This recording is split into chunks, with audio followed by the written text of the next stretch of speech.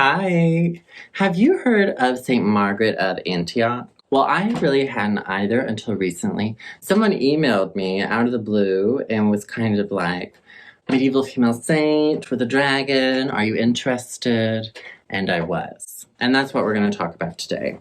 So I first turned to Saints in Art, which we pulled from last month as well. It is written by Rosa Giorgi, Giorgi. Great book, published by the Getty Museum. And it talks about St. Margaret here. So it has some artwork examples and lists her symbolism and gives you a very brief biography. So we're going to start with this book and then head to another one. It says, Facts about Margaret of Antioch derived from legends of the Middle Ages. It was thought that historically she was a young woman from Antioch, which is present-day Turkey, who lived either during the 3rd or 4th century. According to the Golden Legend, Margaret was a girl from a noble family, the daughter of Theodosius, patriarch of the Gentiles. She was taught about Christianity and baptized. When she was 14, the prefect, Olybrius, saw her tending sheep and was so struck by her beauty that he immediately wanted her for himself. This is where we're going to jump to our next book. This book brought up the Golden Legend, and that was the 1,000,000th time I've read that as a reference, so I decided I finally have to look up the Golden Legend and see what everyone is talking about. And this is where things got a little extreme for me, because as a trigger warning, it's just so violent, her story. Like, what salesmanship I've just done. Let's get into it. The prefect spotted her and wanted to marry her. And then she says, no, I'm a Christian, so we cannot do that. And I don't want to marry you, and he puts her in prison. And then this is where it just gets extreme. He commanded her to be hanged in an instrument to torment the people and to be cruelly first beaten with rods and with iron combs to rend and draw her flesh to the bones, insomuch that the blood ran out of her body like a stream runneth out of a fresh springing well. Like, that really escalated. The provost, this guy who wanted to marry her, covered his face with his mantle, for he might not see so much effusion of blood, and then commanded that she should be taken down and then put back in prison. And so now she's in prison. Next day, a horrible dragon appeared and swallowed her into his belly, and she made the sign of the cross once she was inside of the dragon, and the belly brake asunder, and so she was issued out whole and sound. Which they give this dragon moment like dust. So I read somewhere else, it was kind of like when she did the sign of the cross within the dragon, it gave him kind of like stomach problems. And so he expelled her. But as we'll see in the paintings, it's not like he vomited her. It's like she broke through his skin. You'll see. And then there's a footnote that says this swallowing and breaking of the belly of the dragon is said to be apocryphal, which this is a medieval person adding this footnote. And apocryphal is like of dubious origin, so it's probably not true.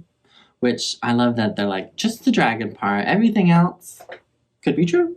Then the devil appears again, not as a dragon, but this time it's worse, because he's a man. When she saw him, the devil came to her and took her by the hand.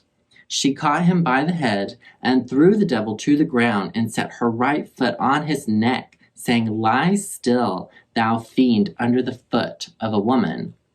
It's like, good for you, Margaret. And then the devil cried, oh, blessed Margaret, I am overcome. If a young man had overcome me, I had not wrecked, but alas. Which it's like, the devil, I assume, is like, this is so much worse because you're a woman. Does the devil really need to say that? And when the devil had said this, she took off her foot and said to him, Margaret says, flee hence, thou wretched fiend. And anon the earth opened and the fiend sank in.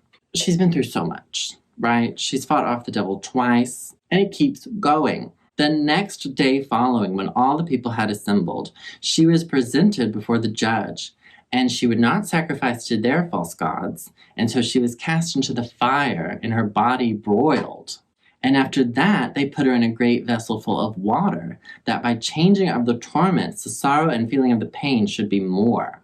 And suddenly the earth trembled, and the air was hideous, and the Blessed Virgin, without any hurt, issued out of the water. So Margaret was not scathed by any of this so far, apparently, and she emerged. And then Anon, there was a great thunder, and a dove descended from heaven and set a golden crown on her head. And you think that's gilding the lily. It keeps going. Then 5,000 men believed in our Lord, and for Christ's love, they were all beheaded by the commandment of the provost. So she converted 5,000 men's souls, and they were immediately beheaded. Then, seeing the faith of the Holy Margaret was immovable, the provost gave sentence and commanded that she be beheaded. And that's how Margaret died, after all of that. I mean, I remember reading the saints' books growing up, and I always thought I was attracted to them because of all of the historical costume, but I'm sure the drama as well. I mean, when do you run into stories like that as like a little kid? We're really processing a lot. So the main reason that I chose Margaret for our time is for these dragons, as I was saying. So back to our Saints in our book, we get to now look at all the different ways people have portrayed her, which is what I love. So let's take a look at some of my favorites. This very first one is from the 16th century in Slovakia, and I do really enjoy the way the dragon is interacting with her because he's really just gnawing on her dress. This next one is also from the 16th century. It is done by Pellegrino Tebaldi, and this dragon is the best face so far, easily the best tongue. Our third one is by Raphael. Ever heard of him? Also, I love the body of this dragon because it's just writhing, you know, it's like so snake-like. It has so much dimension and sculptural shape to it. It's a winner. And then this fourth one is by Agnola Gadi, or Gadi. And this just is the best composition. It's kind of the best painting, in my opinion, so far. They're doing something completely new. I love how flat it is. I love the shapes. It's amazing to me that this artist came up with this option where everyone else is kind of doing the same thing. And then speaking of repetitious, something I noticed was in a painting that she's emerging from the dragon, busting out, but the dragon still has a piece of her skirt in his mouth, which I thought was such a good way to like show time. Because it's like, he swallowed her, she did the sign of the cross, she's out. He's like, I haven't even finished eating yet. Like, can we wait? But then I realized this must have been a very popular trend in depicting Margaret because all of these paintings use the same visual storytelling. I think it's hysterical. So that was quite a story. We were promised dragons and we got so much worse information.